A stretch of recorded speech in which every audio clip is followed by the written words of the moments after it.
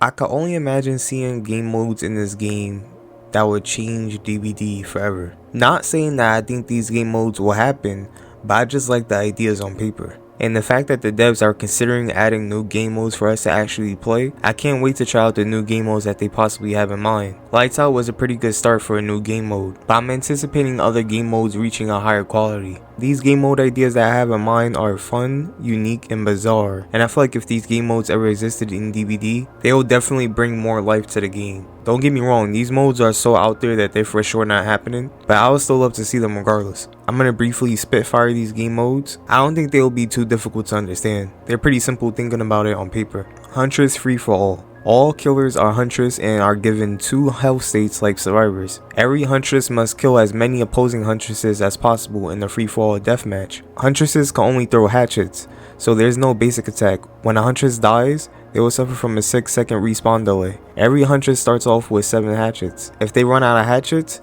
they must reload from nearby lockers. The first Huntress with the most kills wins. So this game mode moves in a completely new direction for DBD, considering the killers have to actually kill each other and all the killers are Huntress. So it's just a hatchet throwing deathmatch, which I will find pretty fun, I'm not gonna lie. Zombies everywhere. Average DBD match with a twist. Nemesis zombies spawn everywhere, 30 seconds around the map that respawn, but can die from all stuns. Survivors have infinite flashlight duration. Flashbangs and firecrackers spawn infinitely around the map. Killers have absolute 0 attack cooldown when attacking zombies. There is no infection, only injured when a zombie attacks a survivor. Zombies that roam around a hook survivor within 10 meters will automatically die.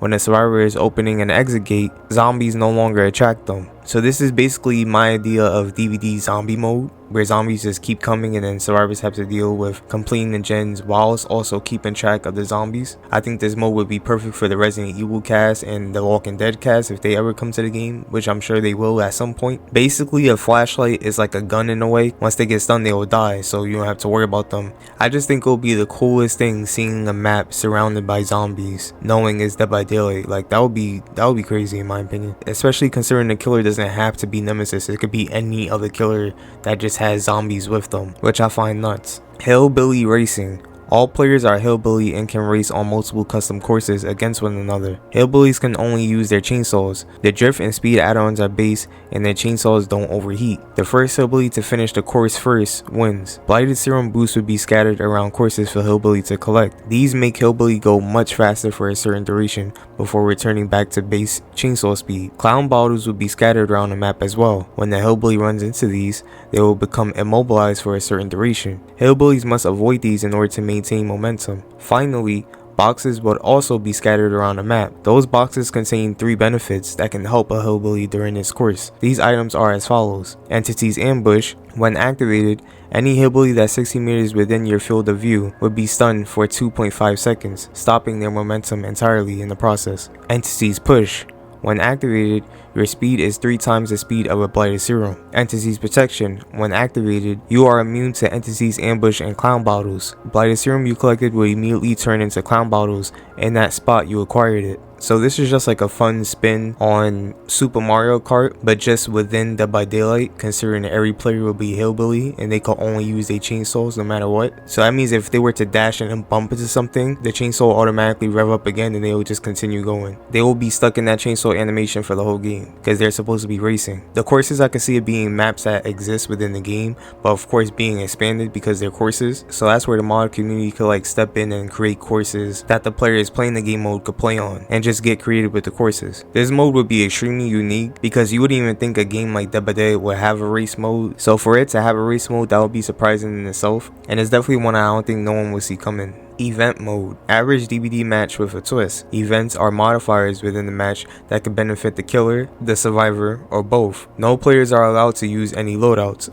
Random events are triggered during the match, then are on cooldown for 20 seconds until another event starts again. Each event has their own timer. Unique events include all pallets become blocked, that's for 30 seconds. All windows become blocked, that's for 30 seconds. Can't break pallets, that's for 30 seconds. Can't vault windows, that's for 30 seconds. Can't hook, that's for 40 seconds.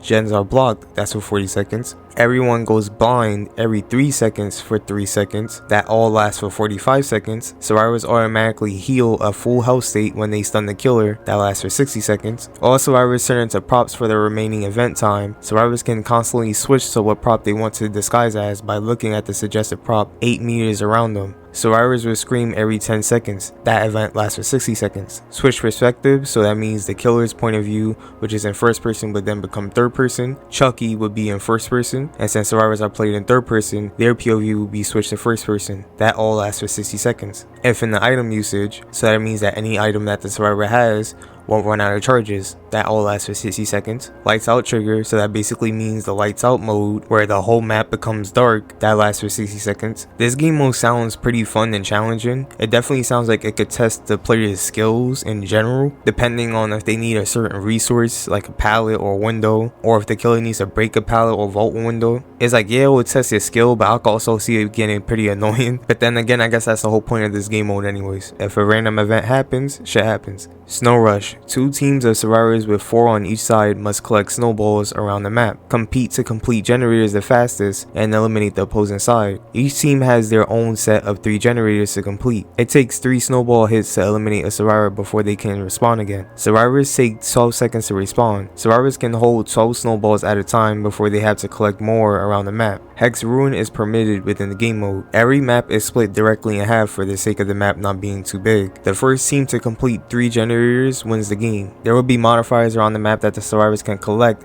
to assist themselves. Multiple modifiers can be collected and in effect at the same time. Once a modifier is collected, that modifier won't become active in that location for a certain time, putting it on cooldown. These modifiers include faster sprint for a certain duration, infinite snowballs for a certain duration, and armor to resist 3 extra snowball attacks for a certain duration. I missed the winter event and I missed throwing snowballs at survivors, so basically I just imagine turning that event into a game mode where it's just survivors and those survivors have to compete in a snowball fight, but also it's a race because they also have to complete the generators the fastest. I can see this being so much fun considering you can actually down the opposing survivor with a snowball, and I think that would be hilarious. I could just imagine throwing a snowball at a survivor's head and then just seeing them disintegrate into ash. Yeah, this would definitely just be one of those game modes I would just play on the constant loop because it does sound fun as hell, I'm not gonna lie. Victor Basketball. Every player is Victor. There are basketball hoops that move horizontally, moving from the left into the right. These basketball hoops are away from every Victor, meaning Victor cannot get up close to these basketball hoops, but they get more complicated the more Victor pounces inside each basket. Baskets would distance further and their motion will become faster when they move horizontally. The distance and motion quickness of the baskets increases every time Victor scores a basket. The first Victor to reach the score limit wins. So have you ever been at an arcade, like say like Dave & Buster's, and when you play basketball, you see how like you're in a stationary position because the basketball hoop isn't moving and you just have to throw the basketball in the hoop to score a point? In this case, imagine that basketball hoop moving left and right constantly and it growing further every time you score a basket, but instead of it being basketballs, it's Victor pouncing into baskets. This idea is just stupid and funny, but I'll love to see it in the game regardless. Not gonna happen. Skill check onslaught. Every player is a survivor. There is no killer. Every survivor is healing themselves indefinitely, so that means infinitely. There will be everlasting continuous skill checks that get faster and more complicated that survivors have to complete for the entire game. The pace at which the skill checks are moving is the exact same for each survivor. Anytime a survivor misses 3 skill checks, they are eliminated and have to wait until the next round. The last survivor remaining gets a point and moves on to the next round. The first survivor to score 3 points in total wins. So I don't know if you guys ever played this because this is a pretty old game that was on the Xbox exclusively. I think it was called Fusion Frenzy, and it's basically a game filled with mini games that you can play by yourself or with a group of friends. And it was this mode that you can play that you just had to jump and duck from the incoming structure that was coming your way, and whoever was the last one left, they win. So basically it's that idea slapped into Dead by Daylight, but just with skill checks, continuous skill checks, whereas basically for the whole game you're doing skill checks for the whole game. Is non-stop, you're always looking at a skill check no matter what, and they just get faster and faster and faster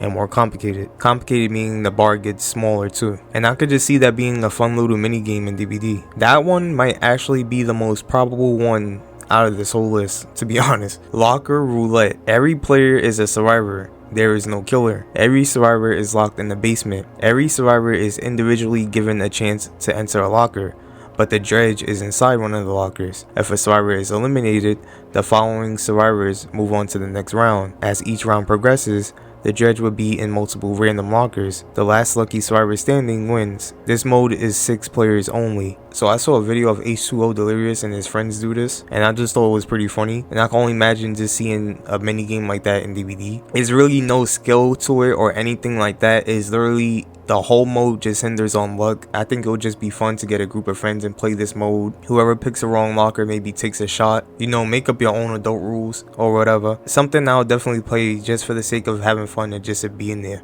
The reason why it's only 6 players is because there's only 6 lockers in the basement. I guess if more lockers would spawn in the basement for this particular game mode, the players can increase, so that can be a thing too. But in general, I see this mode being 6 players, just for the sake of those lockers already existing in the basement. Last but not least, the final game mode idea, 1v20. 1 killer, 20 survivors, no gens, no loadouts.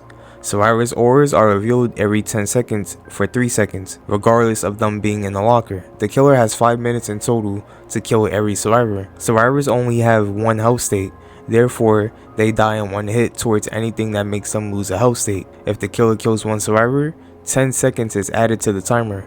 After a pallet is broken, the pallet respawns in 30 seconds. Survivors who aren't in the chase will be given a continuous skill check that will last for 10 seconds. If a survivor passes a skill check, that survivor will deduct 1 second from the timer. If a survivor fails a skill check, they will add 1 second to the timer. The continuous skill check will appear every 40 seconds, sometimes 20. Survivors who aren't in chase can toggle a button to spectate the survivor that's in the chase. They can spectate via a mini screen that would appear at the top right while being able to still navigate, or spectate via full screen while remaining idle. Whoever is remaining when the timer runs out wins. If the killer kills every survivor before the timer runs out, the killer wins. Legion is banned from this mode. So for this mode, I basically thought of Resident Evil The Mercenaries, but instead of zombies being zombies, those zombies are survivors, and instead of whoever you're playing as being whoever you're playing as, they're instead the killer. Just taking that concept in a way and putting it in Dead by Daylight. This match in general just sounds intense, especially the survivor knowing that they only go down in 1 hit, or get eliminated completely in 1 hit, I should say. No respawns, by the way. That'll make the chase intense because you would start to see that survivor playing their absolute best and trying to survive, trying to eat up as much time from the killer as possible until the killer winds up killing that survivor, and then the killer has to move on to another survivor. It's also intense for the killer because the killer has to hurry up depending on the time. The killer doesn't want to lose too much time on one survivor, and they must play accordingly. I thought it was a good idea for the pallets to respawn, because a survivor using a certain pallet, that won't be the rest of the survivor's fault if that pallet gets broken or not, because it wasn't under their control. Also because of the fact that it's literally 20 survivors and they have to share the map, so the best way for the map to be shared while still being fair at the same time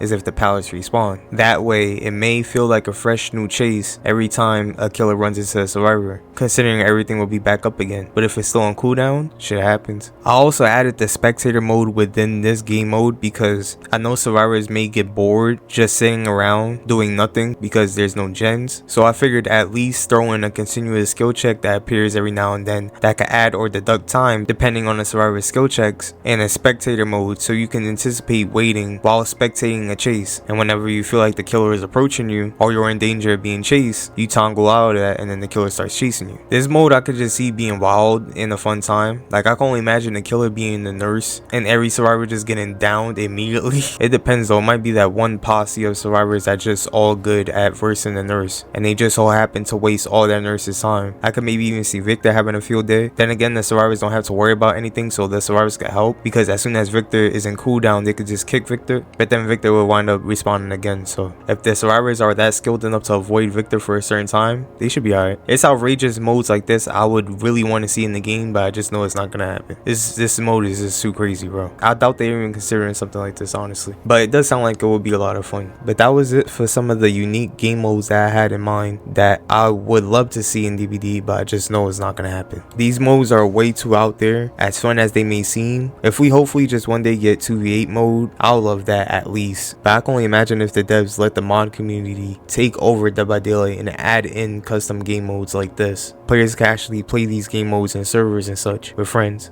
I just think it'll be an overall fun time, and it'll make for a good break from the actual DBD game mode. But what always worries me about having a bunch of game modes is long queue times. Considering if multiple game modes are fun or that fun, I can see like the normal DBD game mode having a much longer cooldown, or other game modes that exist in the game having longer cooldowns that might not be as popular, you know. But I would love to see these, though I know it's not gonna never happen. How do you guys feel about these game mode ideas? What's a game mode idea that you have in mind that would be interesting and fun and unique to see in DBD? Let me know down below.